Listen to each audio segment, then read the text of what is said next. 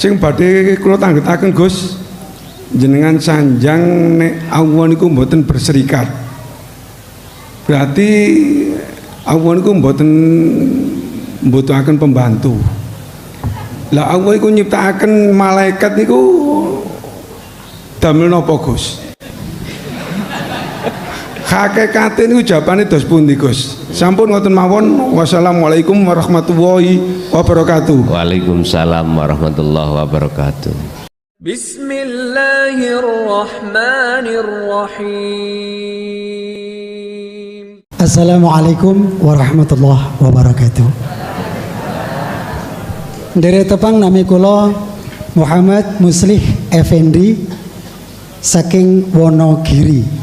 Niki wau derek rombongan saking Magetan. Nyuwun pangapunten dumateng panjenenganipun guru kawula lan guru kita sedaya Gustin ingkang temugi hormatan. Ingkang mangkepan kalian tema kala wau tanda hati ingkang ma'rifat. Saking dereng ngertosipun mila nyuwun pirsa. Ambek pilih mangke pertanyaan lan pitangletan kula kirang ngepasi nyuwun pangapunten. Saking kepenginipun derek dateng ajaran Dinul Tauhid, kula ugi kepengin derek dateng tahap pertama fokus angin kita eling dumateng Gusti Allah. Pertanyaanipun mekaten Gus, apakah ajaran Dinul Tauhid menika ngeparengaken tatkala upaminipun kula nembe nglaksanakaken salat wajib utaminipun, karena memang di situ sumber daripada napa niku pergeseran pemikiran kangge mikir sanese dateng Allah. Mula pertanyaane nopo pareng ajaran Dinul Tauhid umpami kula ngepasi nglaksanaken salat wonten ngarep pesolatan kula menika wonten lafat Allah atau tulisan Allah. Ambo bilih mekaten klentul lepatipun nyuwun apunten. Assalamualaikum warahmatullahi wabarakatuh. Nun. Waalaikumsalam warahmatullahi wabarakatuh. Jangankan boten kepareng ngarep awak dhewe ana teleki kebo lho. Ana kebo mlaku. Kebo mlaku kan ya nggo telek barang to. Njero wetenge iku.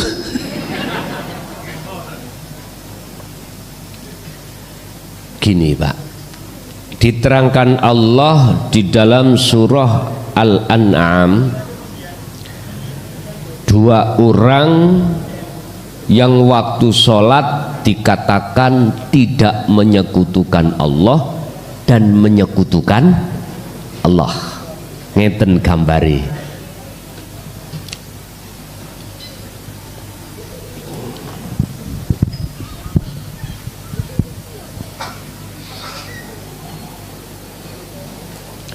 Ayat 79 kalau nggak salah.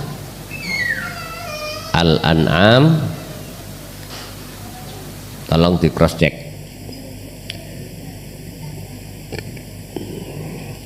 Ada dua golongan ketika sholat itu dihukumi syirik dan tidak. Wih, kecemir ya. Ya monggo.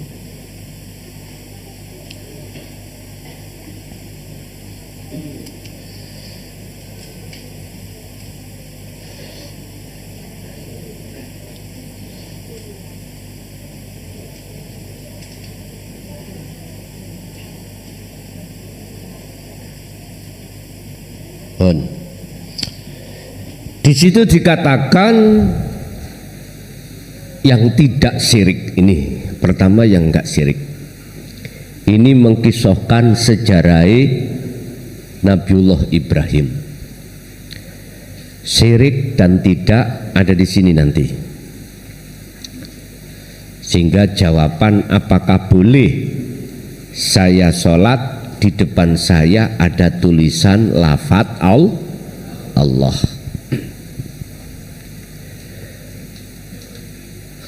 Cara jawaban langsung ngoten boleh.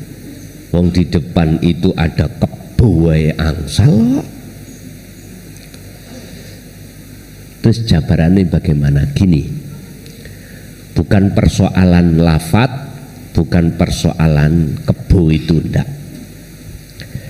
Maksud Al-An'am ini adalah ruhaniyah. Sesungguhnya kuhadapkan wajah ruhku wajhiyah kepada wajah Allah. Mana wajah Allah? Semua umat manusia seluruh dunia tidak ada yang tahu kecuali golongan-golongan arif. Golongan arif. Semua seluruh umat manusia sedunia, entah agamamu apapun, gak ada yang tahu wajhiyah itu mana. Padahal jelas-jelas Allah katakan dalam surat yang kedua ayat 115, berarti surat Al-Baqarah, fa ainama tuwallu fa thamma wajhullah. Dimanapun kau menghadap, dimanapun kau mengarah, di depanmu ada wajah. Mosok ini kurang jelas. Tidak jelas bagi golongan kita ahli hijab. Wis. Makanya saya katakan tadi, seluruh umat manusia sedunia tidak akan pernah tahu mana wajah Allah sekalipun di depan, kecuali golongan ahli syuhud. Ahli syuhud baru cetok. Tidak hanya jelas nyata secara mata fisik, tapi juga jelas secara mata batin, mata hati atau mata rohaniah. Jikalau waktu sholat kau ruhmu menghadap wajah Allah seperti ini, maka dijawab dalam kalimat yang terakhir, wama ana minal musyrikin, dan saya sudah tidak lagi termasuk golongan yang menduakan Allah, menduakan, menyekutukan Tuhan. Ini Pak, karena si arif, karena si ahli syuhud sudah lepas faktulu anfusakum, sudah lepas wujudnya makhluk dirinya. Yang makhluk itu yang berupa samawati wal ard. Yang nomor 2 itu Pak ya, ini samawati wal ard, ini makhluk. Karena dia sudah kefanaan dirinya, karena dia sudah kehilangan atau kehancuran semua selain daripada hidup itu. Isi bingung? Botan, isi bingung. Keterangan iki ingkesen nok nggone lemari, sok kuwi mesti butuhno. Tenan, sing durung paham. Yang belum paham jangan ditolak dulu. Simpenen ning lemari, sok nek wis wayahe bukaan. Engko lak kowe ngomong, oh bener wong sing gendeng biyen ya. Ngono.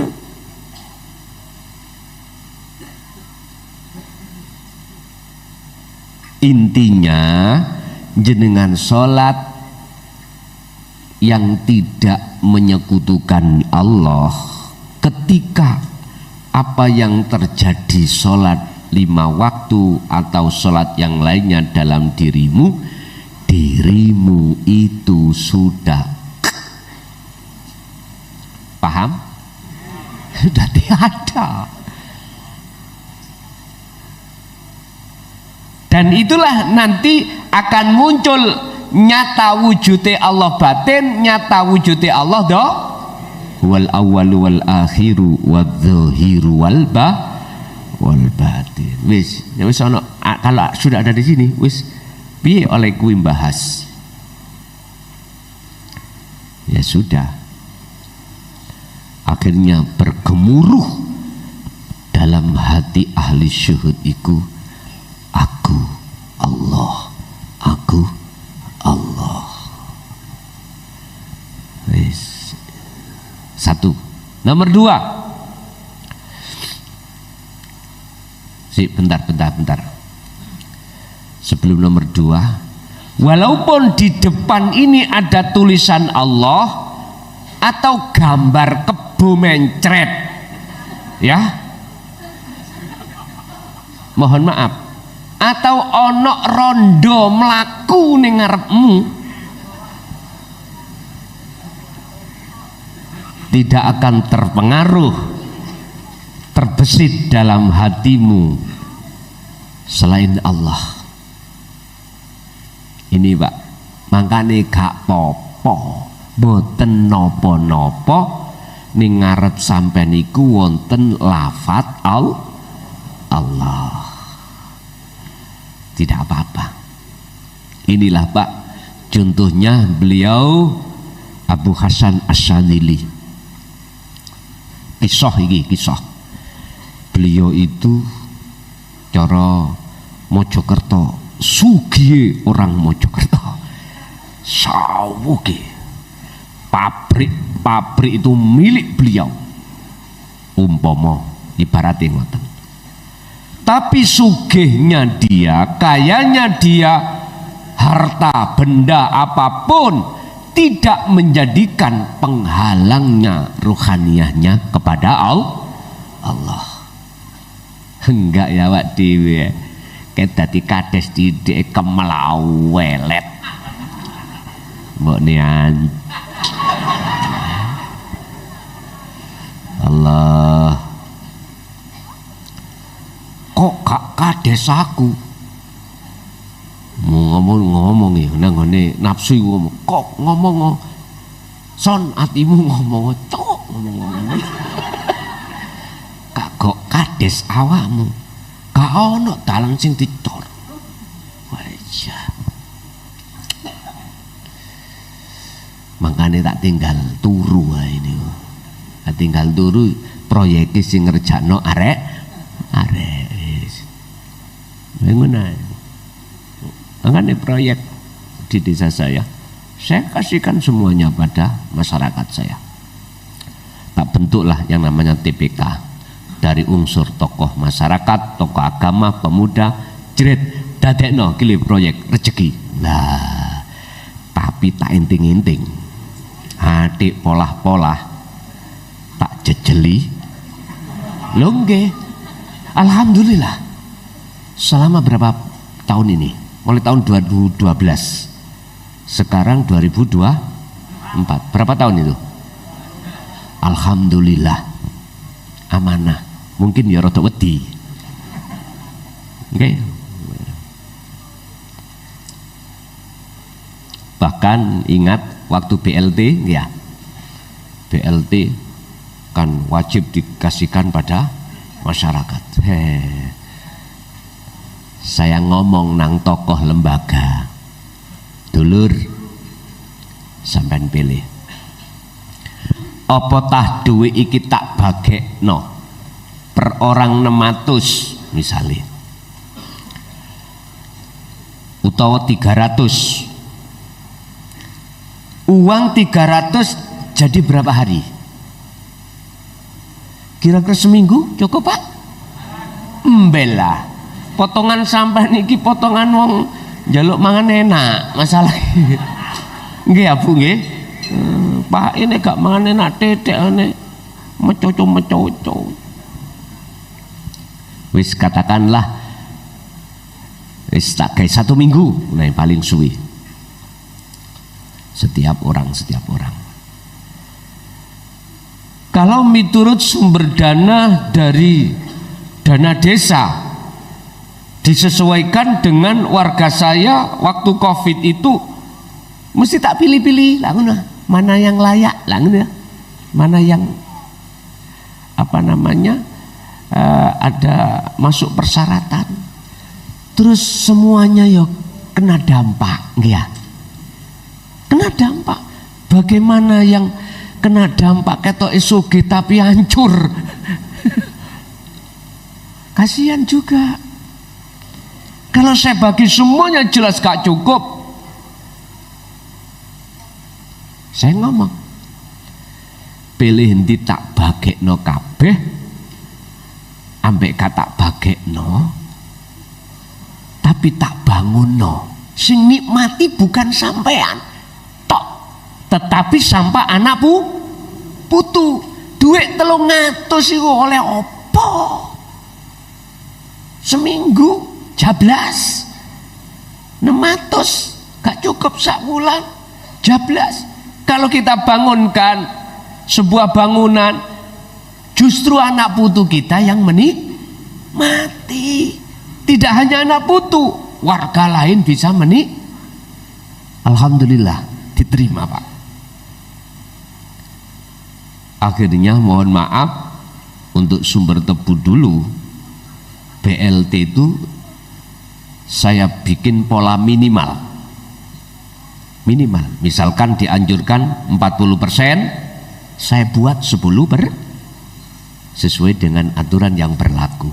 Kan ada pola minim, ada pola maksimal. Akhirnya walaupun Covid, saya akan bangun. Tapi memang soroh. Util-utilane ya angel. Luwih gampang ngutil-ngutile waktu dibagekno pola maksimal 40. Oke, ceparet. Nyun sewu. Di total jumlah orang berapa? Ngapunten, belak-belakan mawon saya. Ya tak? Kan bisa saya dengan mudah misalnya ketemu orang 300 tak bikin secara kenyataan iku 200 kula badhe orang serah, tapi tulisannya 3. Iku carane. Makanya belajar nang aku nek kepengin korupsi pawinter. Tulisannya 300, faktane sing tak bagekno cuman 200. Gak kira sampai disampling situ-situke, gak kira. Umpama iki contoh mawon. Memang proyek bukan kami yang nangani Pak, saya cuman kasih aja pada warga saya lewat TPK ya karena gitu. Bukan alasan karena saya repot ngaji, enggak, tetap saya pantau. Alhamdulillah sampai sekarang saya anggap amanah gitu. Pun belakang untuk guni mang nyapo emang. Wis. Kita masuk pada perilaku ruhaniah kita yang menyekutukan Allah pada saat jasad sholat miturut pandangan hakikat. Ketika hati kita, wajah ruhaniah kita menghadap samawati wal ard niki lho Pak. Nah, ayatnya kan gini, inni wajjahtu wajhiya lilladzi fataras samawati wal arda hanifan wa ma ana minal musyrikin. Lah ngoten ta? Jikalau lah ini. Di dalam ayat itu ada mafhum mukhalafah, Pak. Niki yang jarang orang-orang mau untuk menyimak pengertian ayat ini. Apa mafhum mukhalafah? Kebalikan daripada maksud ayat ini. Artinya apa? Jikalau ruhaniyah hati kita menghadap terhadap isi daripada samawat wal ard alias makhluk, maka wama ana ini nggak ada, manafi di sini nggak ada, yang ada wa ana minal musyrikin, dan artinya dan saya masih tetap golongan menyekutukan Allah. Wis ngen-ngenen cuk, aja syukur salat lho nggih, ngen-ngenen ojo syukur jungkar jungkir. Makanya inilah perlunya dinut tauhid itu diajarkan di tengah umat manusia, khususnya umat Islam, supaya hati umat Islam itu punya akhlak ilahiyah, hablum minallah langsung. Urusan Anda percaya gak percaya bukan urusanku.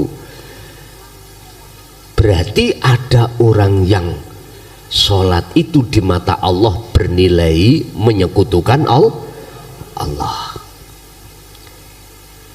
Bukan lantas oh kalau gitu lah apa kita sholat kok syirik, bukan begitu maksudnya. Dandanono ngono lho maksudnya, paham ya? Dandanono. Anda punya sepeda, punya mobil rusak, nggak bisa dipakai, bukan maksud pengertiannya wis digeledakno, enggak. Harus ada upaya bagaimana mobil ini, sepeda ini bisa nyala dan bisa berjalan, bukan lantas langsung dicampakkan. Jenengan punya bojo, punya garwa, yayane, ngerti yayane ya men? Mentang-mentang kita sudah berada di ahli syuhud, garwa sampean ahli hijab, wis dijolno ae. Jangan dandanono rek, dandanono. Tapi bila mana didandani ra kenek, wis terserah sampean. Aku gak murui, terserah. Ono sing ngomong tuker tambah ya. Lah iya toh Pak. Bapak Ibu hadirin jamaah rahimakumullah. Satu-satunya jalan supaya apa yang terjadi pada aktivitas kita, entah sholate, entah di luar sholate, bagaimana ruhaniyah Anda itu masuk dalam ayat ini wajhtu wajhiyah. Begitu. Jalan satu-satunya adalah faktulu anfusakum, patenono awakmu, bunuhlah diri, lepasen rasa rumangsa keakuanmu sebagai makhluk yang melakukan, otomatis akan muncul rasa lan pangrasa keakuanku Allah yang melakukan. Wis. Memang ini tidak boleh disampaikan di tengah-tengah golongan syariah, tapi bukan berarti selamanya tidak boleh disampaikan, enggak. Sebab ayatnya walau karihal musyrikun, walaupun kanjeng Nabi ikut dibenci oleh umat manusia seluruh dunia, tetap ini disampaikan. Jadi bagi orang yang golongan nomor 2 ahli hijab ini Mbak, ketika di depannya dikasih lafadz Allah atau yang lainnya, atau tidak ada lafadz Allah, tidak ada apapun, tetap gambari ati iku samawati wal ard, isine langit lan dunya, isine mukhadharah lan mukasyafah, samawat minangka mukasyafah. Wis itu pasti, Pak. Makanya jangan heran kita ketika sholat kok yo hati kita ada gambar selain Allah. Ya udah, memang seperti itu. Dan itu kalau kita sudah mau menerima ajaran Dinul Tauhid, memang ini proses kita. Berarti kita adalah mantan penjahat, mantan maling-maling, bajunya wis aku nonai. Makanya tauhid la ilaha illa anta subhanaka inni kuntu minadz zalimin. Zalim kita. Kalau sudah kita merasa zalim, maka Allah terasa dekat. Begitu. Lanjut.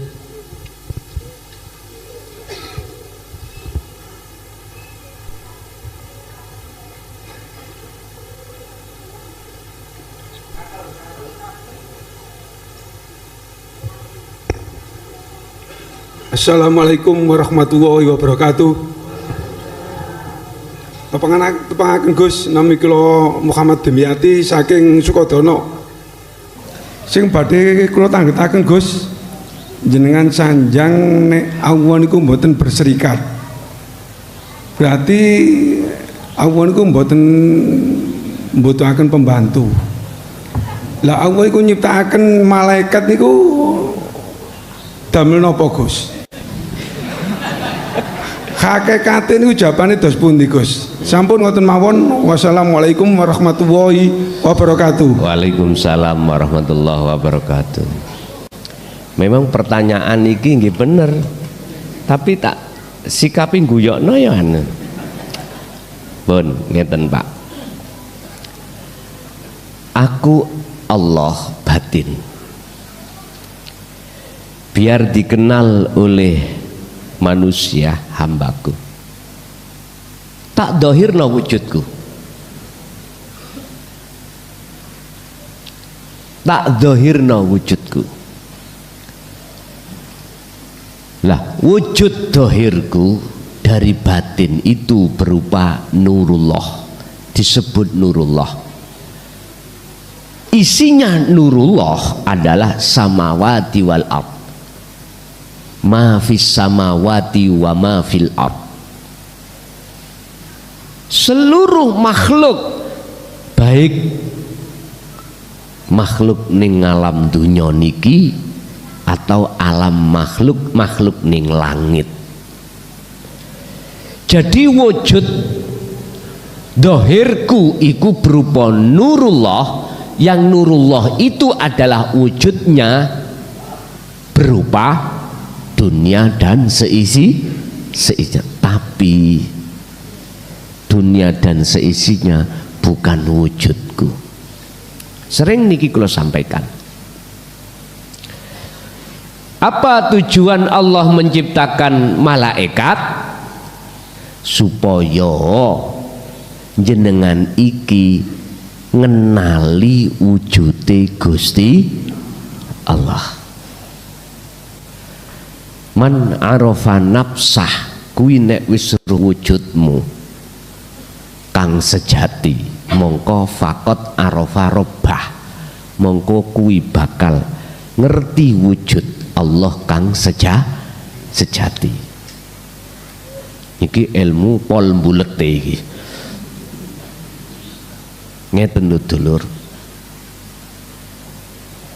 Dikatakan man arafa, orang yang kenal dirinya, aku sopo, bukan aku makhluk. Makanya ayatnya fakot kan ini, man ngarofa nafsahu, fakot lagi ngarofa robbahu, sing sapa wonge kenal nang awake dhewe, mongko temen-temen wong iku kenal pangerane. Artine sing dikatakan orang yang kenal dirinya adalah orang yang tidak tahu dirinya.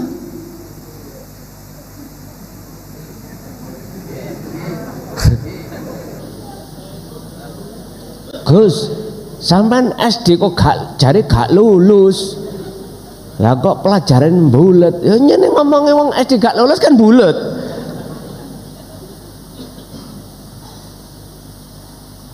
Ahli tahqiq mesti mboten bingung niki. Ngeten dulur. Orang yang tidak kenal dirinya itu karena dirinya sudah tiada. Jelas? Akhirnya nyata wujud asline siapa? Sinten siapa?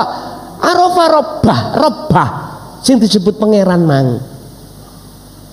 Kalau di dalam Al-Qur'an itu mengatakan ini anallah, sesungguhnya aku iku Allah, la ilaha illa ana, tidak ada Tuhan yang wajib disembah kecuali aku.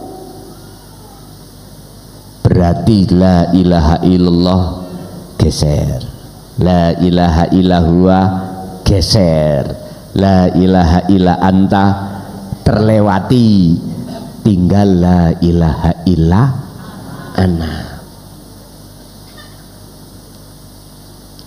Nek disimpulke man arafa nafsahu faqad arafa rabbahu, sing madhep, sing ngawang, sing weruh, sing makrifat terhadap Allah itu Allah sendiri.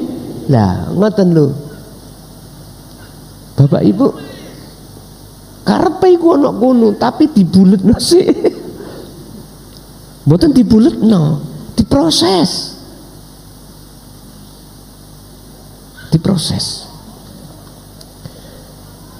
Jadi maksud Allah menciptakan makhluknya termasuk malaikat semata-mata untuk mengetokno nyatane wujude Allah itu sendiri. Prosesnya ben dikenal hambane.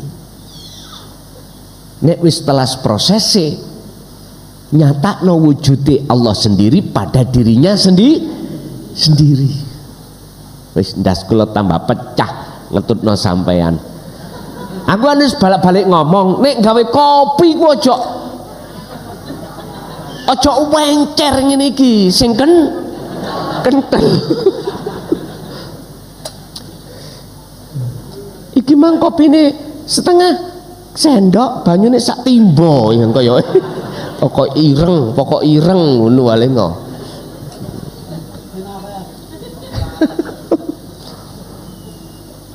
Kopi gak kayak kopi Lampung ya men ya. Tahu rasanya kopi Lampung kan. Yayane Gus teko Lampung. Lho nggih Pak. Bareng ngombe kopi langsung dangak-dangak.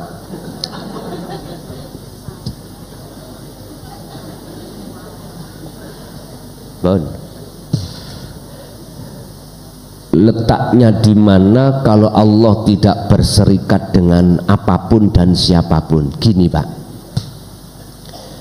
ketika malaikat Israel mencabut nyawa, ya, orang syariat mengatakan sing nyabut Israel. Oke. Tapi di situ apa? Nggak ada Allah. Israel iku iso apa? Ora iso apa-apa, padha ambek kita semuanya itu. Enggak iso apa-apa. Sifat asline lho nggih. Sifat asline. Sifat aslinya kita makhluk, bah Israel, bah kita manusia, siapapun ora iso apa-apa. Itulah letaknya nafsu, akhirnya kita ngaku-ngaku kita sing iso opo-opo. Itu loh Pak wujudnya nafsu, dan ini yang harus kita perangi. Makanya kita perang harus tahu musuh. Umumnya kita ngomong nafsu itu kae sing dadu nafsu iku. Lah ngoten nggih. Sing salat gak. Rinio, tak culek motomu ya. Tak dudono keterangan. Asline ya, yang disebut nafsu yang di dalam Al-Qur'an dikatakan wala tattabi'u khutuwati syaiton innahu lakum aduwwum mubin, iku dirimu sendiri yang ngaku-ngaku isok ngene isok ngunu, punya ini punya itu, yaiku berarti kita ini manusia bermata iblis, berai berwajah iblis. Ya jelas yaiku nafsu yang harus sampai perangi. Terus caranya bagaimana? Gini Pak, simple mawon, dijawab Allah di dalam surat Al-Baqarah ayat 54. Sawimpel tapi nek sampai nek gelem gendeng sampean, tapi wenak gendeng ambek Gusti Allah itu ngeten. Faktulu anfusakum dzalikum khairul lakum inda bari'ikum, patenono keakuanmu sebagai makhluk dan itulah yang terbaik dan tercepat Anda ini untuk bisa kenal menyang sejatine Allah Subhanahu wa ta'ala. Gampang nggih ngomong. Iya, ngomong gampang Pak, tapi praktek iki wis musel-musel. Tapi enggak masalah. Kita ingat, saya ja'alullahu ba'da usri yusra. Kita mendapatkan derajat di mata Allah yang paling tinggi kemakrifatan, itu kita lewati dengan susah payah. Kita untuk mendapatkan kesembuhan penyakit tadi, kita harus melewati rasa pedih, rasa perih, nggak apa-apa. Nanti kalau sudah nggak ada catu atau apa luka, kasih obat, nggak perih Pak. Tubuh kalau nggak ada luka kita kasih alkohol, kita kasih apa, dium ayo apa namanya, dium, pokoknya obat, nggak perih. Tapi yang luka, yaitu tadi berpenyakit. Artinya ngaji kuiku mesti nglarakno atine wong-wong sing durung ngerti hukum haki, wis nek gak lara ojo celuk jenengku, mesti lara. Luang gitu. Masalahnya awak dia pernah kelar. Sama niki yang pernah kelaran kok Yohan. Iki ada jamaah memang mengatakan awalnya itu apa? Punya inisiatif Pak. Pokoknya bau mencipol menyang ajaran sing kula sampekno. Nggih, krana anake iku mang nyeteli digawedhekno bandawi no. Nggih. Terus akhirnya mriki, Gus nyuwun sewu, estu ngapunten, kula biyen niku pembenci jenengan. Lho ya tah? Nggih. Wis kula niki lara ati kula nek krungu, kalau krungu jenengan ngaji. Oh ngono ya. Terus lah sakniki kok mriki kula njauk sepura. Ngoten. Oh nggih napa? Alhamdulillah. Kula dereng matek. Kula ya kok ya wis Gusti Allah buka ati kula ngeten iki. Estu demi Allah. Oh nggih mboten napa-napa Pak, niku njene apa dapuk kula diancuk-ancukno wong wis biasa pun ngoten. Mboten napa-napa pun, santai mawon. Mboten napa-napa. Pun Bapak Ibu hadirin jamaah rahimakumullah. Jadi jikalau jenengan melihat hidupnya, maka malaikat tidak ada. Ya. Selain Allah tidak ada, berarti yang berperan hanyalah Allah. Itulah letak Allah tidak berserikat terhadap apapun dan siapapun. Lah, yang kedua, adanya Allah seperti itu untuk menyatakan kewujudannya yang dalam ayat dikatakan hakul mubin. Kalau Allah wujudnya itu nyata dan benar, ya ini letaknya. Jadi jenengan akan nyata menyatakan bahwasanya Allah itu tidak gaib, Allah itu hakul mubin, manakala jenengan itu sudah dimasukkan golongan arifin, golongan yang sudah sampai ketemu datang Gusti Allah mekaten. Lanjut.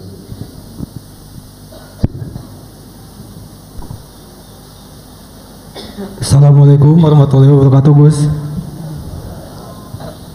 Saya ingin bertanya, tapi pertanyaan saya pengen dirangkum jadi puisi, boleh gak, Gus? Puisi? Oke. Oh nggih, monggo. Terasa berat untuk terhubung. Semua melampirkan dendamku, bahkan derita. Huruf hidup adalah inspirasi, ocehan dan sanjungan semua terawasi. Inikah yang indah? Inikah cinta? Polemik ketika kesadaran adalah langkah jiwa. Hardikan adalah masukan berarti untuk memilih antara bahagia atau kecewa. Oke, sampun Gus.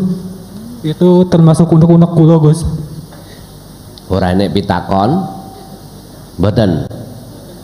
Tidak ada pertanyaan? Pertanyaan saya rangkum jadi puisi itu, Gus. Hah? Pertanyaannya puisi itu. Oke, saya rangkum jadi puisi itu, Gus. Intinya pertanyaan dalam puisi langsung mawon. Oke. Ya antara bahagia dan kecewa itu, Gus. Pak ojo ngremeng, Pak. Kesadaran jiwa gitu, Gus. Jiwa? Kesadaran jiwa. Nggih. Oh, ngoten. Pun. Wa idz qala Musa liqaumihi ya qaumi innakum dzalamtum anfusakum bittikhadikumul ijlah. Kesadaran jiwa atas semua apa yang kita lakukan sebelumnya itu kelebu zalim. Ini yang dimaksud kesadaran jiwa. Di detik-detik mana? Di detik-detik Anda ada rasa cinta pada Allah, ada rasa cinta pada Allah. Nah, ketika cinta, ada rasa cinta mahabbah dirimu pada Allah, secara otomatis sebelumnya itu ada satu kesadaran jiwa bahwasanya kita sebelumnya itu selalu berbuat jahat, dolim pada Allah. Bentuknya apa? Bittikhadikumul ijlah, mengadakan selain Allah kang wujud di dalam hati. Konteksnya adalah iman.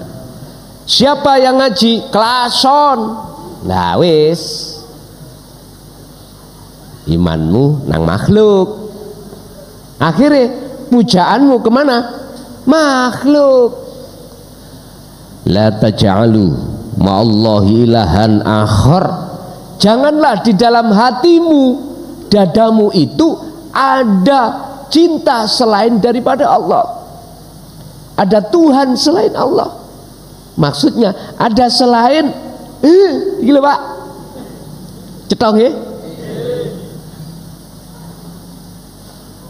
Jikalau itu masih terjadi, maka terjadi apa? Selain daripada Allah yang bukan nama, bukan sifat, bukan zat itu masih ada, maka sampai kapanpun hatimu akan menjadi gelap. walladzina kafaru awliya'uhumut taghut yukhrijunahum minan nuri ila dzulumat, selama-lamanya akan gelap kepada Allah. Jadi sekarang pertanyaannya, bagaimana dalam hati selalu tumbuh membesar rasa mahabbah cinta pada Allah? Jawabannya ada di dalam surah Ali Imran ayat 191. Alladzina yadhkurunallaha qiyaman wa qu'udan wa ala junubihim. Ketika Anda berdiri, duduk, bahkan berbaring, tetap beliau-beliau para kekasih Allah dari unsur Nabi dan Rasul dan para wali, dan diteruskan tabi'ina solihin, guru-guru akhirat kita, selalu menjadikan waktu demi waktu tersebut hatinya berzikir.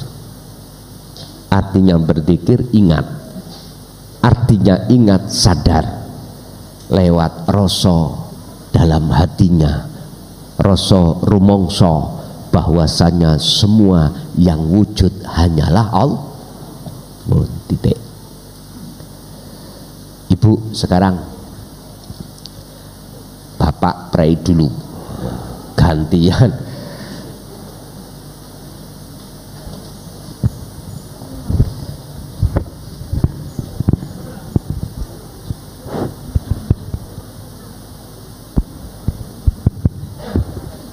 Bismillahirrahmanirrahim. Assalamualaikum warahmatullahi wabarakatuh. Kula ana saking Jetis, Gus. Mau tanya, mungkin pertanyaannya di luar tema. Ora apa-apa. Bagaimana pandangan hakikat tentang karma dan reinkarnasi? Gitu nggih? Nggih. Nggih. Matur suwun. Assalamualaikum warahmatullahi wabarakatuh. Waalaikumsalam warahmatullahi wabarakatuh. Dulu ya, kita diisaroi oleh para rama terkait karma dan reinkarnasi. Beliau sabdone ngeten, beliau bersabda ngeten, sapa sing nandur ya kuwi sing menuai.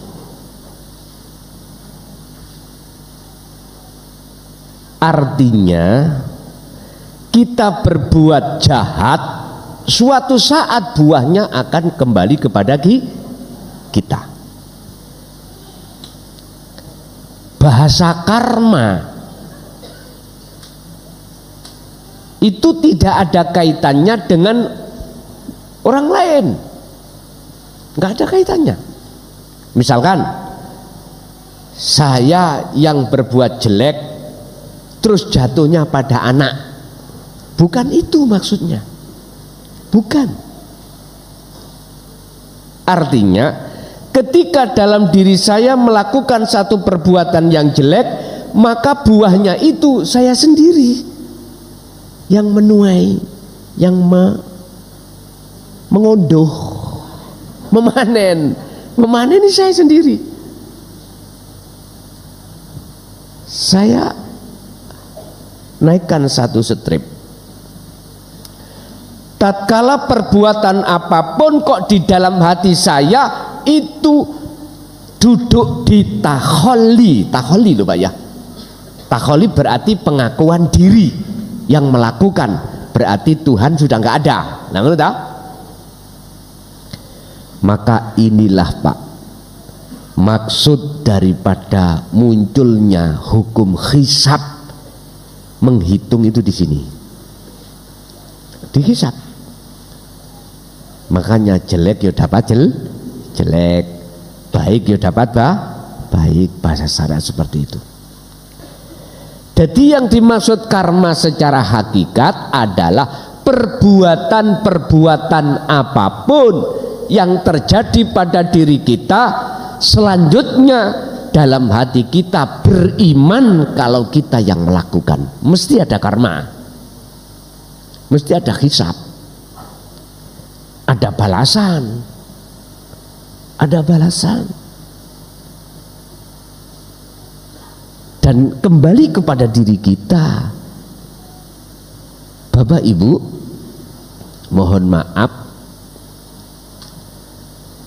kecuali jenengan ini sebelum yang namanya buah itu datang, Anda taubat baru.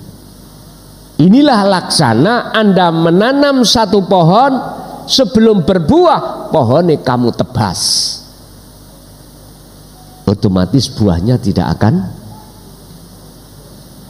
Kul in kuntum tuhibbunallaha fattabi'uni yuhibbukumullah wa yaghfir lakum dzunubakum.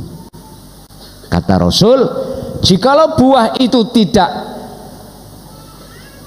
sampai pada dirimu, ikuti aku, ikuti ajaranku. Ajaran yang bagaimana ya Rasul?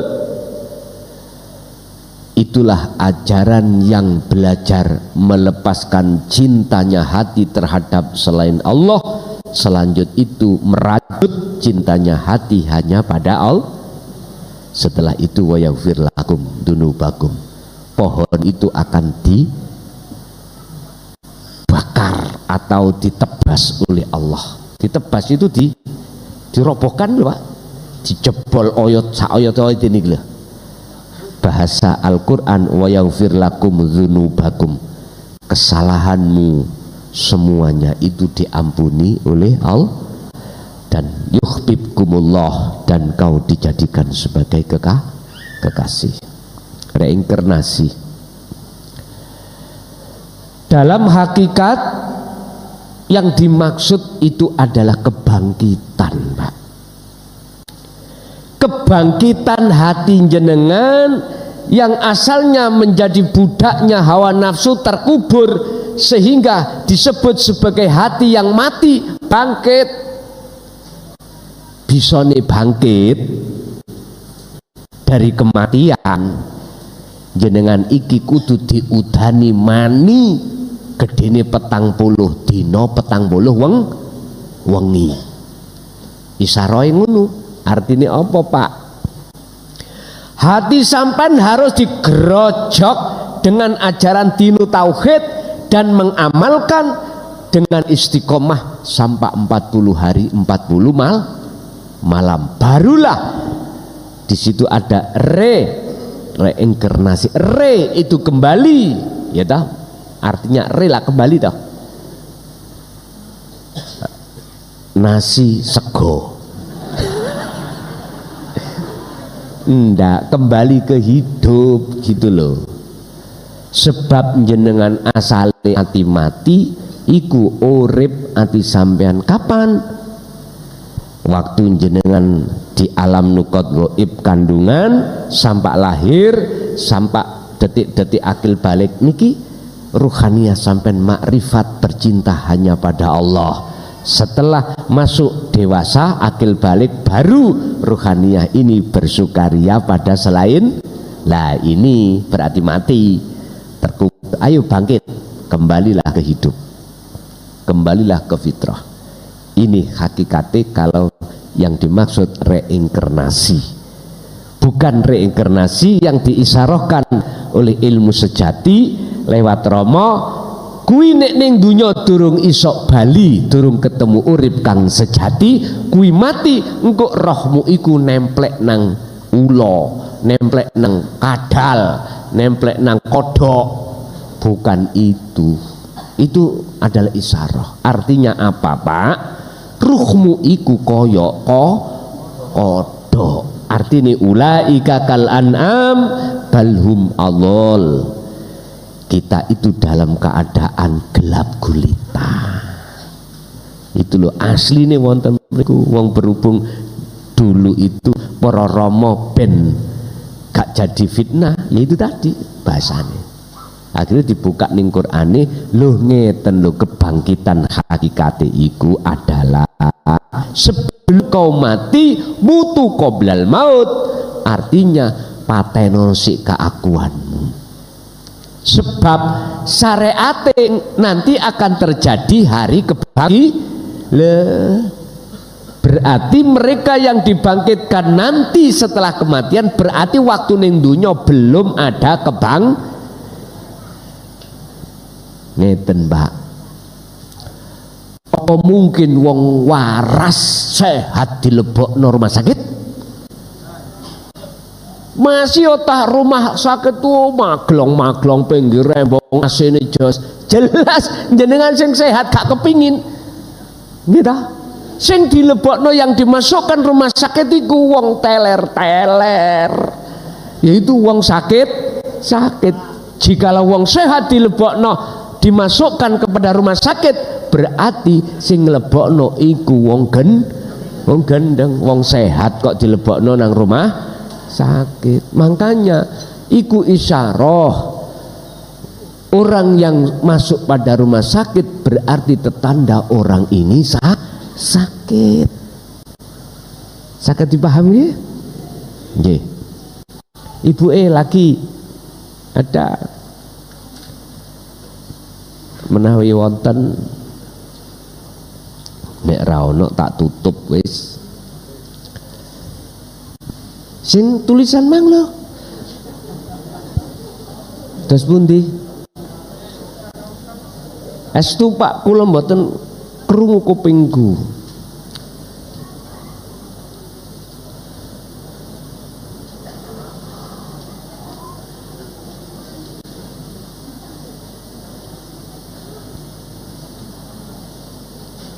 Telaga Kausar banyune bening bunder, terus ada temboknya.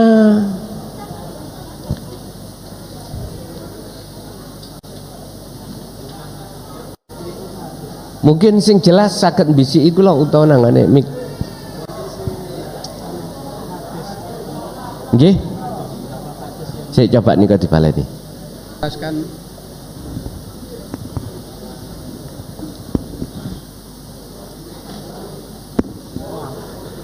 Telaga Kausar itu bentuknya bulat, airnya bening, di situ ada temboknya gitu Gus.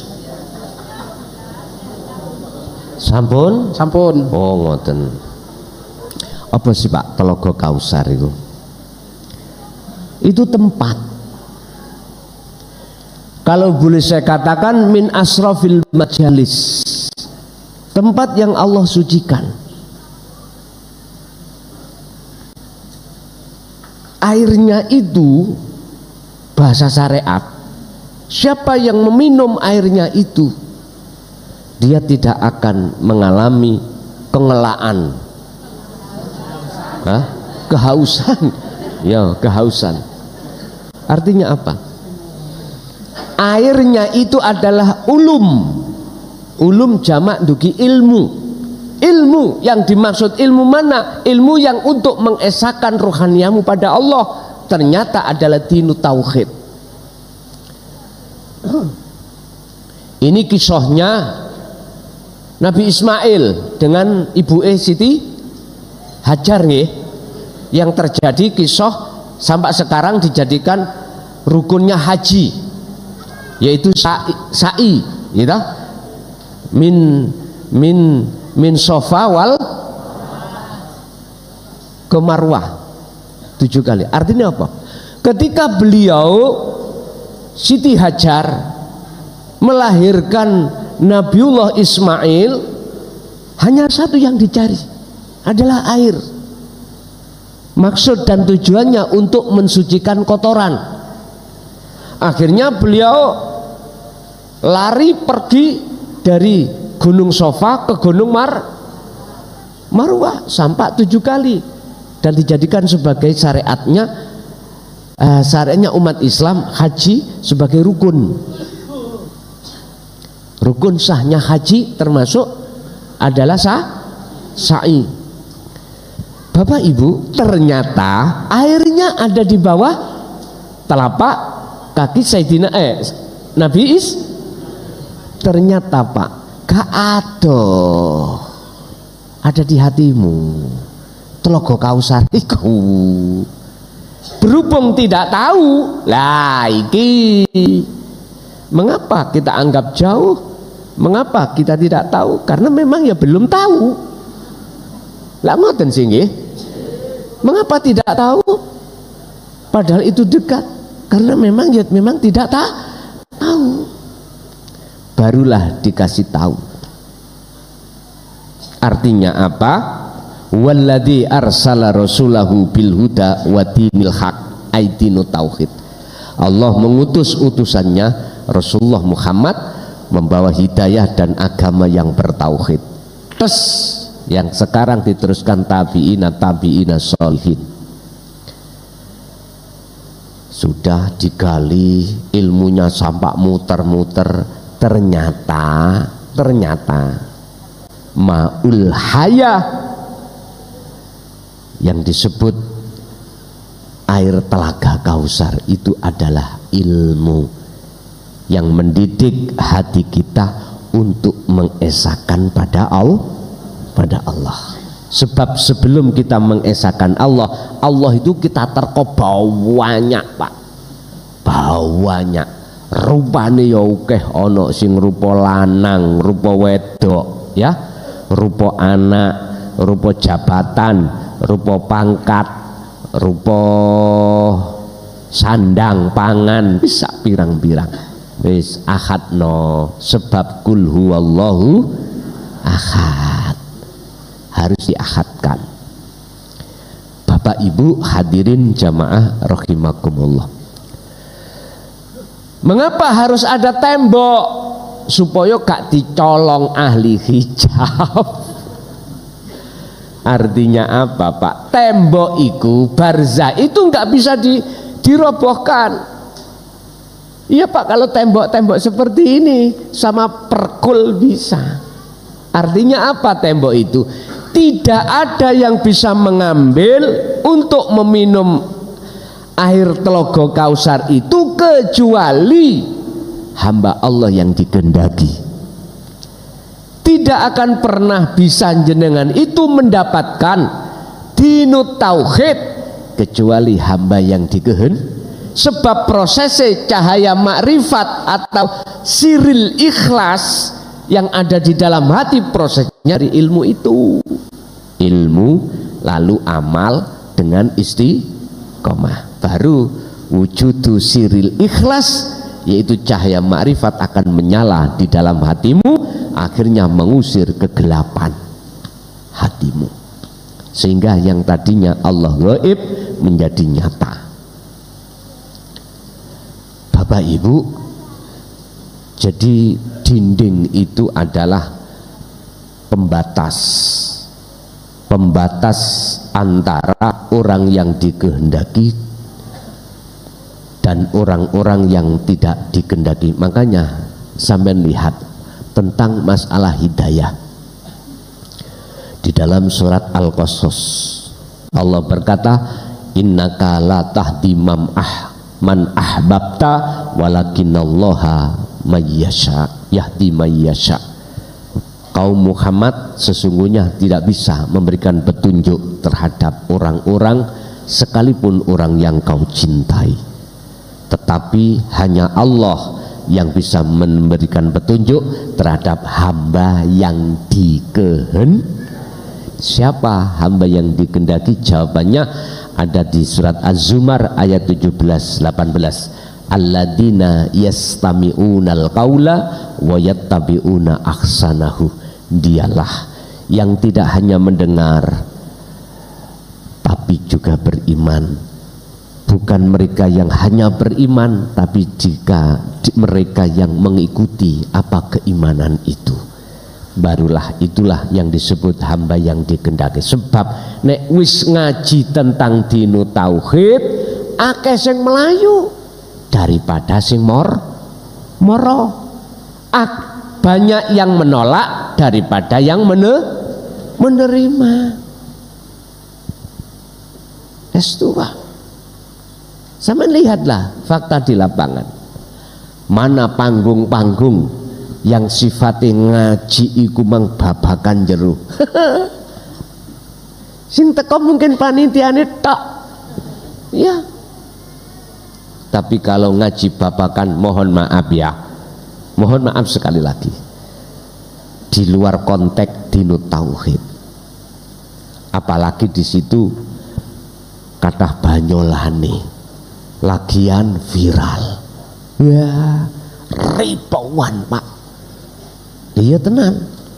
Di sinilah pembuktian hadis Rasulullah yang mengatakan besok akhir zaman umatku iku wakeh tapi kaya ontok. Tahu ontok? Buih di lautan. Oh wakeh Pak. Tetapi tidak berbobot. Terjadi toh? Terjadi. Kalau dalam bahasa Al-Quran surat Al-Baqarah, wa minan nasi mayyakulu amanna billah wa bil yaumil akhir tapi wa mahum bimu'minin. Banyak di antara golongan manusia itu yang mengatakan aku beriman padamu ya Allah dan hari akhir, tapi mengapa ayat di belakang ada wa mahum bimu'minin? Wa mahum, mereka itu sebetulnya tidak sholat ya sholat bos, ya sholat. Zakat ya zakat. Haji apalagi sekarang. Indonesia tentean kehabisan kuota, sebabnya kuota ini dijual. Ojo tersinggung. Nek kuwi tersinggung berarti yo ngono lho. Ngoten mawon bingung. Tapi hati kita kembali kepada materi, menghadap kemana? Ngomong sing kumpulan mitit, sing go serban, ngomong hatimu betul-betulkah makrifat tentang Allah? Aku yakin kebanyakan kita manakala belum masuk dalam nominasi yang dipilih hamba oleh Allah, pasti siapapun kita, pasti hati masih menghadap samawati wal ard. Itu pasti. Apalagi yang dijadikan ketua kloter, fulus. Ayo ngomong enggak ngono. Lah, yang punya KBIH itu loh. Lah iya. Berarti piro wi? Kula niki ngritik seperti ini bukan berarti kula benci, mboten. Aku kasihan. Hatimu terhadap Allah. Hanya itu. Kalau saya tidak sayang padamu, meneng po aku lalapo ati nyotot. Badi-badi gak enak. Meneng po ning jero omah kelon sampe nyonya. Ya. Ngene gak tau nutuk balas. Awan kerja bengi ngaji, awan kerja kapan itu ya? Golek waktu singit-singitan si kecil tangi. Aduh, apa sih? Pun, ngoten mawon Bapak Ibu, kurang lebihnya mohon maaf. Mudah-mudahan sedikit ilmu yang Allah berikan tadi esu-esu menjadi ilmu yang barokah, manfaat terhadap keluarga kita, keturunan kita ila yaumiddin. Lahumul Fatihah. Bismillahirrahmanirrahim.